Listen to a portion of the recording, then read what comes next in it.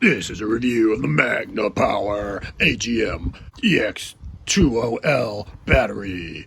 Ready to install. I can't do the Supercross voice for more than 10 seconds or I lose my voice entirely. So on the side of the Magnapower battery, you can see the date of manufacture, which is nice. So this one's 12/2019, as about 3-4 months ago. How can I do a review of a battery when I'm just putting it in my motorcycle now? How will you know how long it will last and if it'll die?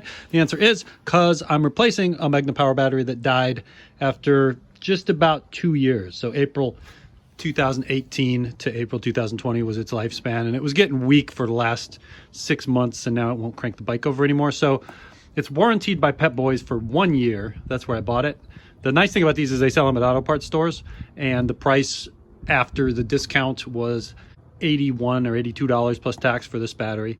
All right, so it's $102.99, but I get 20% off instantly. Pro tip, if you go on the Pep Boys website, they'll give you 20% off anything if you order it, and then you can pick it up in the store. So if you want to save money, do that.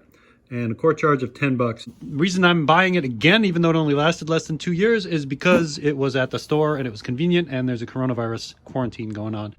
It's an AGM battery, which means it's not going to leak acid all over your bike. It's sealed and it's maintenance free and supposed to hold a charge longer and better than a standard lead acid battery. I can't say that that's true. It definitely doesn't have the lifespan like my Honda over there. That one's running on a battery made in 1999. And from the last century, still going strong. And I just put water in it every 3 or 4 years and it keeps on cranking. So compared to that, this one fails. It is made in America by Americans, which is good.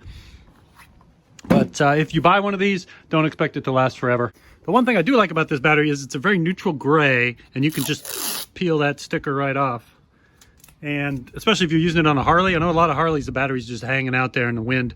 And if you get a battery that's got a lot of stupid writing on it, or that's see-through, or that's ugly, it's going to ruin the beauty of your bike. This thing is going to match. We're just going to drop it in there, and it's just going to be a neutral gray inside of the guts of the bike, and it's going to look perfect.